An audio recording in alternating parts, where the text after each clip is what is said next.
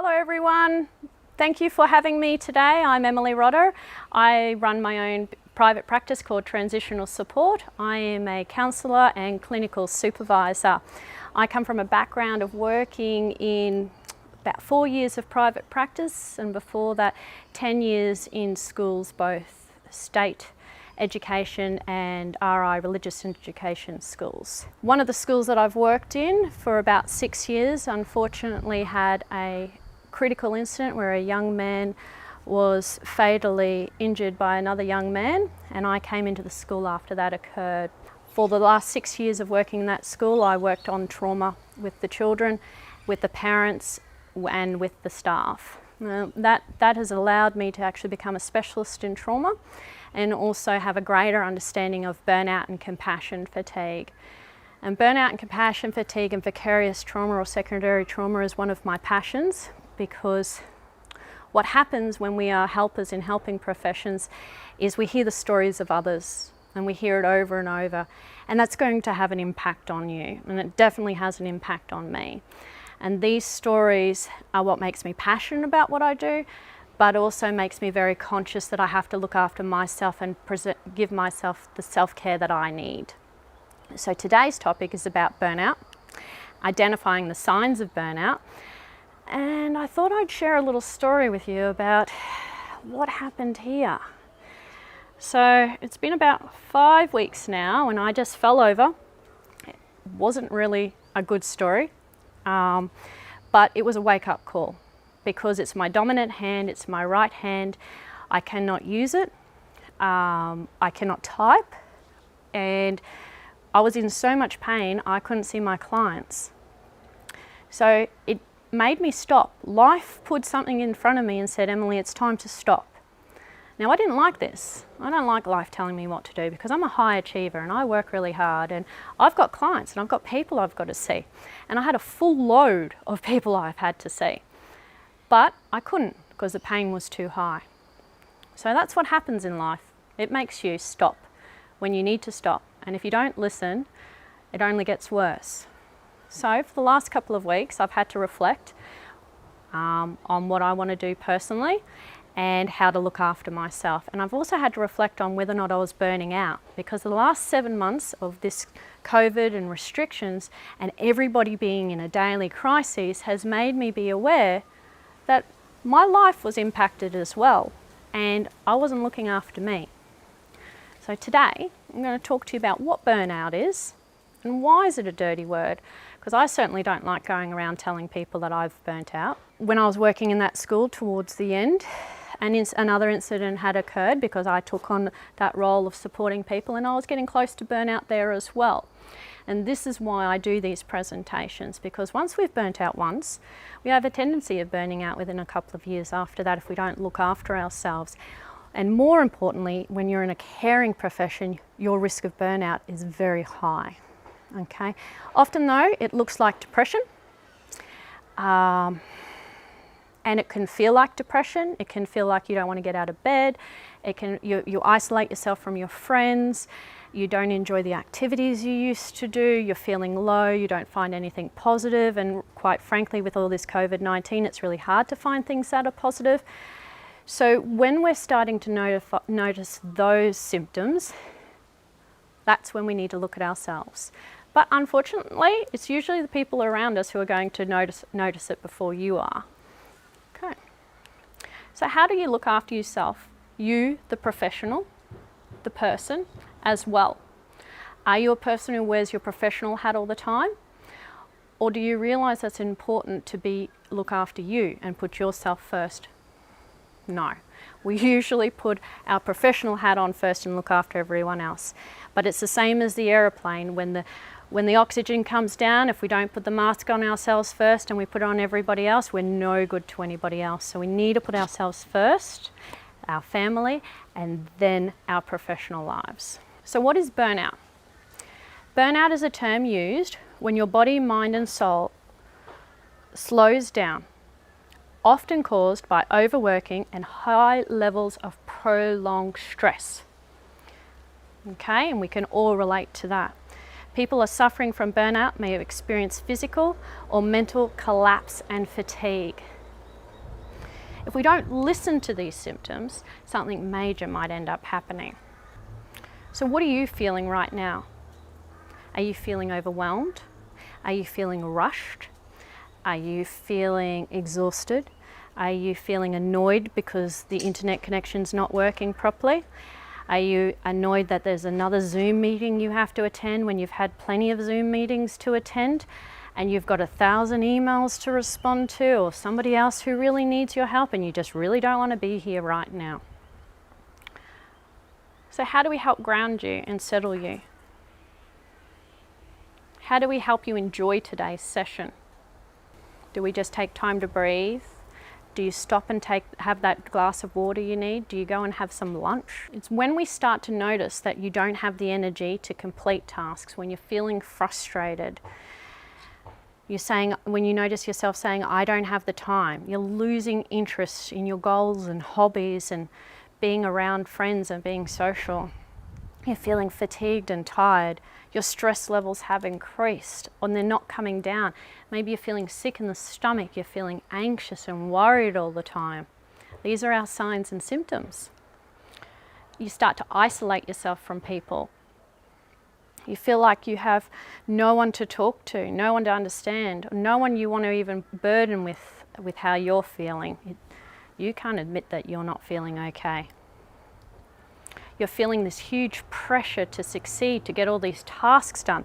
All of a sudden, work's giving you all these extra tasks you never had before. It's like you had to learn how to use Zoom overnight, and you had to learn how to record things overnight. It's just all too much. You're not sleeping properly. So, I don't have the time. I'm too busy. These are all common phrases in family households. We're all feeling this way. So how do we speak up? How do we say, I need help? How do we know that we're feeling this way? Is it burnout? Is it getting close to it? Is that just a symptom? Are we feeling a bit compassion fatigued? So everyone in helping professions will experience burnout. High achievers will as well, because we're driving ourselves to succeed. Statistically, before COVID-19, it was 27% of Australians who would experience burnout. Now, this is grossly underreported, because I don't want to tell people I'm not burnt out. I might not have a job if I told people I was burnt out. How would that look if I can't cope? My job is the helper. I'm to cope. Now, I openly talk about my burnout because I can admit it to people. So hopefully that when you're experiencing some of these signs and symptoms we're going to go through today, you might be able to put your hand up and ask for help before something just happens to you. So you are a professional, you're a person as well, but often we only put our professional hat on and we're too busy worrying about everybody else in our care. And there's a lot of people that we support, and there's a lot of people we've been supporting for the last 7 months. And it looks like it's probably going to go for the next 2 years. Not only that, is some of the supports we've got in place for ourselves seem to have just disappeared. We might not be able to catch up with family or friends or take that break away because we've been under restrictions. All those sorts of things that we would normally put in place to look after our own self-care has kind of been restricted. So today's presentation is about looking at what do you do to help you with your self-care? What is burnout, so that you can identify it, because a lot of people feel like burnout looks like depression, feels like depression, has similar symptoms, and that might be even a bit more scarier for us. So we need to look at ourselves in that self-reflective place and space and sort of say, what is going on for us right now? So I also talk about this other topic called compassion fatigue. So burnout versus compassion fatigue. Now, compassion fatigue has similar symptoms to burnout. Compassion fatigue is a preoccupation with absorbing the trauma and emotional stress of others. Now, this is really important for the job that we do, because we're hearing people's stories. Now, it might have been before COVID-19, it was hard enough hearing people's stories, and we were getting the supports we needed to help other people in our care. Maybe we were doing our supervision, and we were doing our professional development, and we were going away and having breaks from work. But since then, everybody's been in crises, And that's pretty much a daily crisis. And now we're starting to see the impact of job loss, marriage breakdowns, relationship breakdowns, and also not only with the people in our care, but the people in our own lives. So this is when we start to get a bit outbalanced. We have a bit of imbalance in our own lives, in our professional lives. So how do we bring all that back? Because before all of this, we'd probably go away for the weekend, have a long weekend, have a bit of a break. Now we're not getting that break. We've been solidly working. So, compassion fatigue is defined as the emotional residue of exposure of working with those suffering from the consequences of traumatic events. The prolonged exposure from listening to clients' traumatic stories makes you susceptible to compassion fatigue and is not easily identifiable. Like I said, it's when we're feeling like we're exhausted. You could be even caring for somebody who's terminally ill or somebody who's incredibly ill, and an elderly parent. All of these things can take away from us because we're giving our compassion constantly, hence the word compassion fatigued. We are fatigued from giving. So when do we give back? If we keep emptying our bucket, when do we refill it? So some unhelpful things, and for some triggers, is we work longer hours. We don't delegate. We don't take breaks. We don't say no. Okay? We bottle up our feelings. We procrastinate and avoid.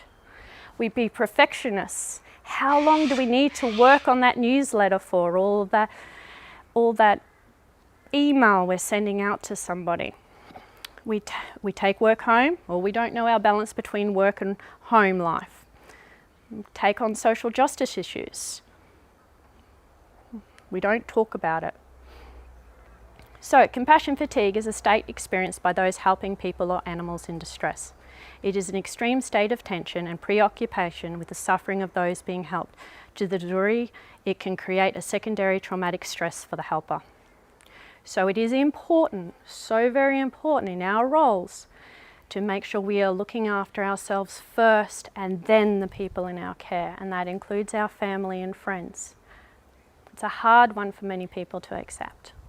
Secondary trauma is the emotional and psychological effects experienced through the indirect exposure to the details of the traumatic experiences of others. In my role, I hear a lot of trauma because I am a trauma counsellor. In your role, you'll be hearing a lot of traumatic stories as well. And these are people you've known for a long time. These are people that you care about. How do you debrief this information? It's your role to keep the secrets of others. But is it? Because holding on to that responsibility and not sharing that is where we start to burn out. This is where we talk about supervision. Supervision is the ability to have a supervisor where we can talk through our cases, talk through how we're experiencing this information and how we're processing this information so that we can look after ourselves as well. So I'm going to show you the slides on what are the signs of burnout, compassion, fatigue, and vicarious trauma. And the next 3 slides are on signs and symptoms and our triggers. These are really important for you to have a good look at. So some of our signs of burnout are the fatigue that I've been talking about and the frustration. Our compassion fatigue is feeling that sadness and grief, avoiding or dreading to working with some people. Now that's actually a really important one, is we might have a client in our care or a person in our care and they've come to you today with another problem that you've heard it before and you've heard before, and all of a sudden you're just irritated and annoyed. Now this is not you being bad at what you do. This is a sign of your compassion fatigue. You are exhausted. So if you're feeling like this, you need to talk to somebody about how you're feeling, and this is quite normal. It doesn't mean you're not good at what you're doing. And the very tricky one I would like you to be mindful is that vicarious trauma, when you're feeling anxious or sad, or that you're feeling apathy, loss of control, trust and independence, somatic responses. Now these are really important. When someone's telling you their story and you feel a somatic response, that is a body response within your body. So you might feel sick in the stomach, you might want to feel like you might want to vomit, you might feel sore in the throat. So there's a lot of body responses we can have when we're hearing people's stories. It's like when people talk to me about broken hands or blood and guts. They love to tell me their stories because I've got my broken hand. Everyone's got a story. I cannot handle hearing a story about blood and broken things. It makes me sick. Okay, so when we're hearing people's traumatic stories and it's making you feel like that, you know you're being impacted by that story. So the symptoms of burnout, we've discussed a few of those today. Emotional disturbances, physical signs of loss of sleep, our compassion fatigue, headaches, digestive problems, muscle tension, feeling fatigued. Vicarious trauma as well is our cognitive shifts.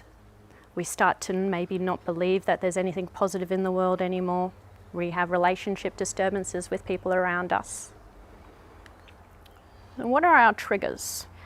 So our triggers to compassion fatigue and to our burnout and for our vicarious trauma can often also be the organisation that we're working with, the amount of support that we have within the organisation and our own personal experiences. So in the past, if we've had a traumatic experience, and a trauma is a trauma to you, and a trauma to you may be different to what a trauma is to me. So we do not judge ourselves based on other people's experiences of trauma. We base our trauma on our own experiences of how that felt for us. So if we haven't had that support in the past, we may be triggered back to that time. Or if we have had that support and then we hear someone's story, we can still be triggered back to that experience. So that is a very big indicator that we need some supports if we're actually finding that we're being triggered by other people's stories. So this is why I will keep saying you are the person first, then the professional. If we always put our professional hat on first, that will only last for a short amount of time before we burn out. And once we've burnt out once, the likelihood of burning out again within 2 years is very high. So it's important to take that self-care once you've identified it. So now I'm taking about 8 weeks off because my hand has decided I need to have a break. However, it's not a bad thing when we burn out. That's what I keep saying. We don't want to talk about it, but it's not a bad thing because resilience is the happy knack of being able to bungee jump through the pitfalls of life. So our ability to bounce back and be resilient depends on the amount of supports we have in place. So for today, we're trying to put some supports in place through this Zoom session, and I know Queensland's having this session today and I know Victoria's having it at the same time, and we may be sharing it to other people as well, which I would promote because this is one of the many supports we can put in place. I'd like you to start thinking today, what are the other supports you can put in place to help you bounce back when we're going through all of this? Big one we talk about is organisational workplace burnout prevention.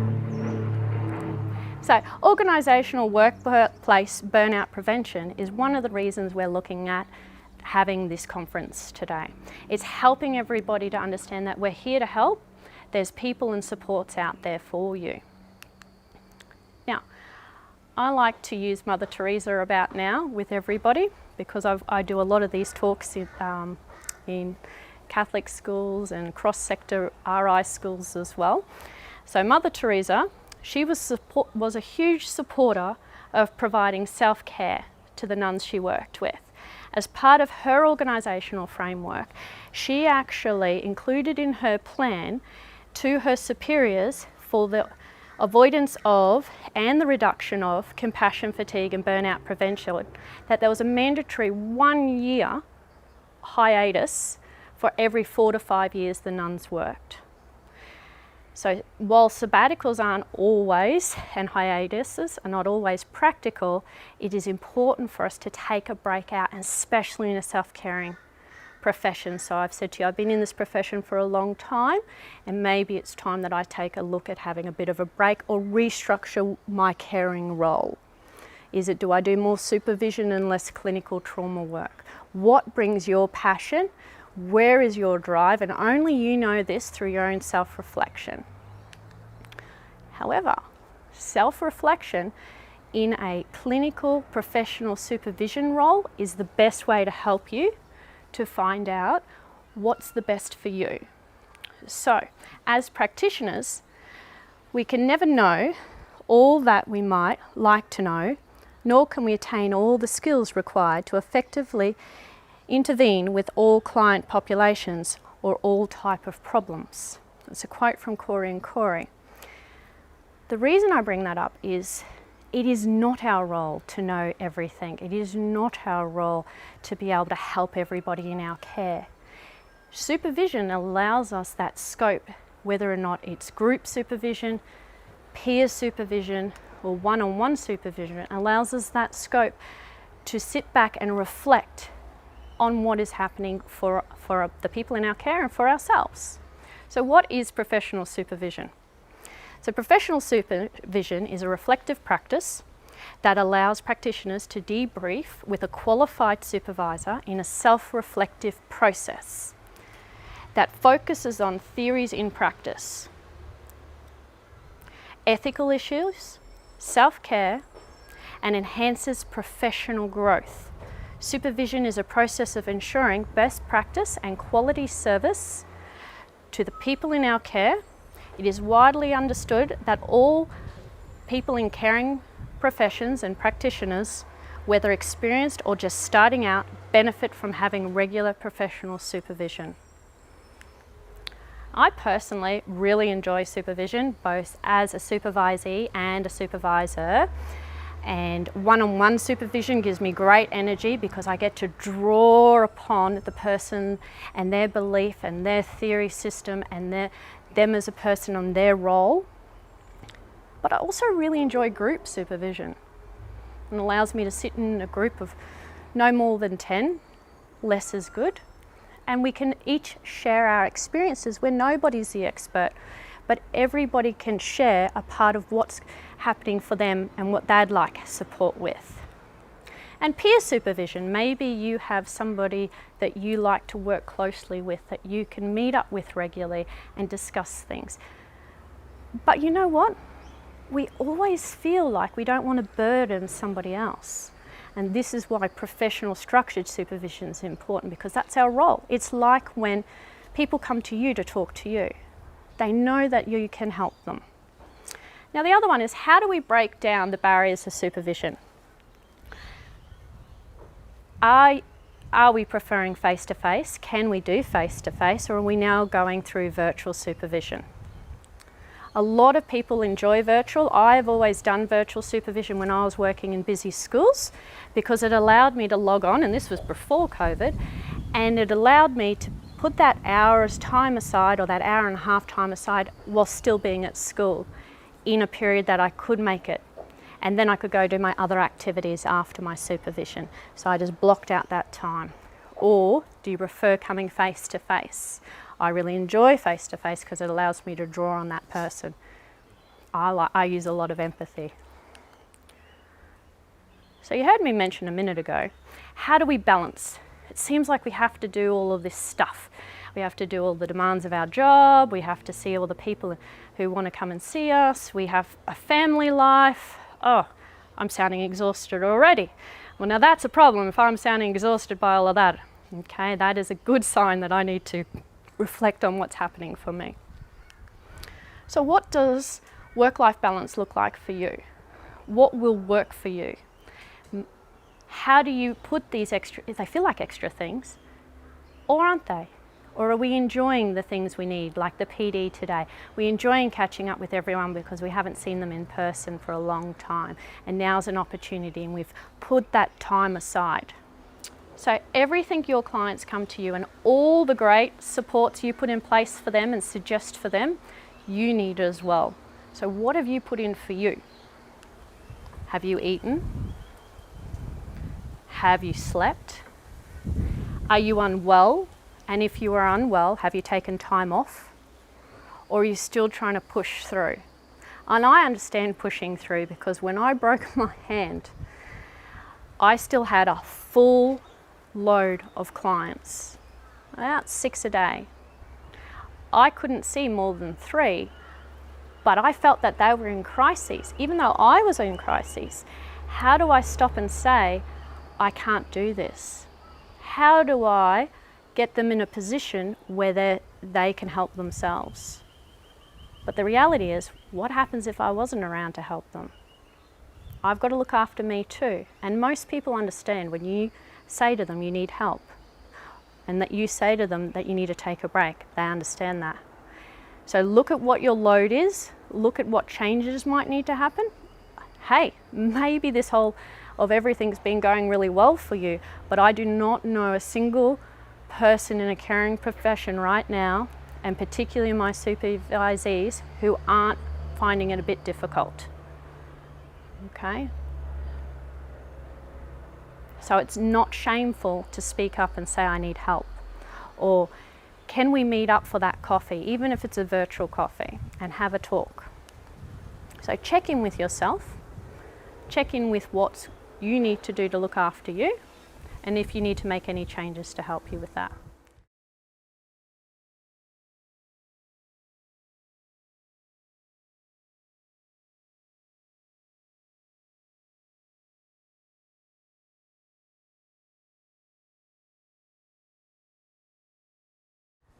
Now today, you're going to do some breakout rooms, and I've prepared a few activities. Nathan and I have done this work together, so there'll be 3 breakout rooms, and I'm leaving that to Nathan to go through the rest of that with you.